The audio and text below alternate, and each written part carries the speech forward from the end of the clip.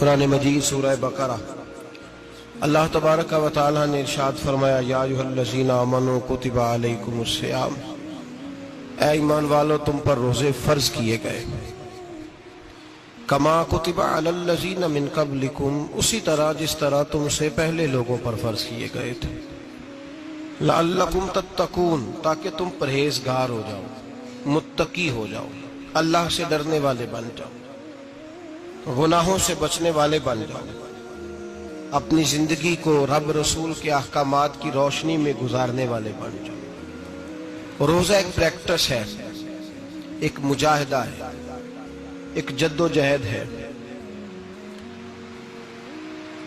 جد و جہد کس چیز کی؟ اللہ کی رضا کے مطابق اپنے آپ کو ڈھالنے کی جد و جہد۔ صوم کا لغوی معنی ہوتا ہے رک جانا، حلال رزق سامنے پڑا ہے، حلال مشروب سامنے پڑا ہے،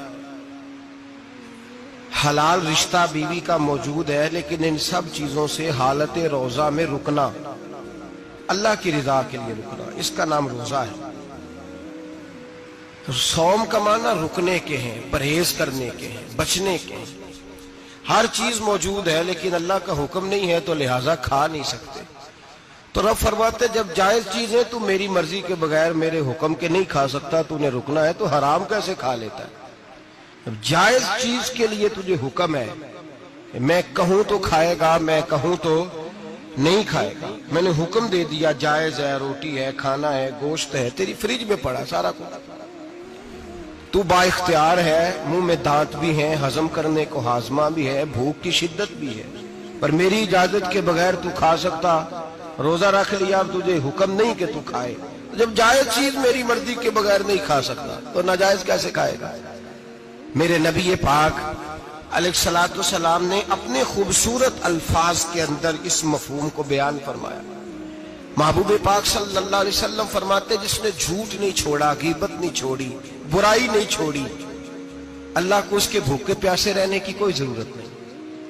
وہ کاہے کا رکا ہے؟ جب کوئی کام تو اس نے اللہ کی رضا والا کیا نہیں۔ روزہ رکھ کے دغا کر رہا ہے، روزہ رکھ کے جھوٹ بول رہا ہے، روزہ رکھ کے کم ماپ رہا ہے، تول رہا ہے، دھوکہ دے رہا ہے، رشوت لے رہا ہے، فراڈ کر رہا ہے، حرام کا مال اکٹھا کر کے کہتا ہے اس میں سے چلو 10 دیگے بھی پکا دیں گے۔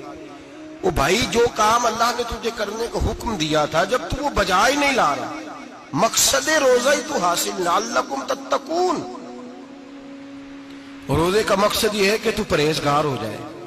میرے نبی پاک علیہ الصلوۃ والسلام کی بارگاہ عالی مرتبت میں 2 عورتیں آئیں، یہ چیزیں کھا لو، کہنے لگی محبوبہ ہم نے روزہ رکھا ہوا ہے۔ فرمایا نہیں تمہارا تو روزہ نہیں ہے، حضور رکھا ہوا ہے روزہ، سحری سے لے کر اب تک کچھ نہیں کھایا، شام تک بھی نہیں کھائیں گی۔ محبوب نے فرمایا ذرا کہہ تو کرو، الٹی تو کرو۔ کہہ کی تو ان کے حلق سے خون بھی نکلا اور گوشت کے لوتھڑے بھی نکلے، پھوٹیاں بھی نکلی۔ نبی پاک نے فرمایا وہاں بیٹھ کے تم نے اپنے جاننے والوں کی غیبت نہیں کی، چغلی نہیں کھائی؟ خاموش ہو گئیں، گردنیں جھک گئیں۔ نبی پاک نے فرمایا تم نے قرآن نہیں پڑھا کہ جو اپنے بھائی کی غیبت کرتا ہے وہ مردہ بھائی کا گوشت کھاتا ہے؟ تو گوشت کھا کے بھی تمہارا روزہ رہ گیا ہے۔ کس طرح کا روزہ ہے کہ صاحب روزہ رکھ کے نہ رکھنے والوں پہ تنقید کر رہے ہیں۔ تراویحاں پڑھ کے نکلے ہیں جو کہتے ہیں میں اکیلا ہی نیک ہوں، باقی تو محلے میں کوئی پڑھتا ہی نہیں۔ یہ کیسا تیرا روزہ ہے کہ تو روزہ رکھ کے تو اس کے مقصد کو نہیں سمجھا؟ لعلکم تتقون۔ روزہ دار تو وہ ہے کہ روزہ رکھا ہوا ہے، کھانے بھی سے رکا ہے، پینے سے بھی رکا ہے، عمل زوجیہ سے بھی رکا ہے، پھر وہ جھوٹ سے بھی رکے، غیبت سے بھی رکے، بدنگاہی سے بھی رکے، حرام خواری سے بھی رکے ساری چیزوں سے۔ یہ بتلائیے کہ روزے کی حالت میں اپنی بیوی کے پاس جانا منع ہے تو غیر محرم کو دیکھنا جائز ہے؟ ہمارے ٹی وی پہ میں نے پہلے بھی کہا تھا کہ ہم ٹھیکیدار اور ذمہ دار نہیں ہیں مذہب کے۔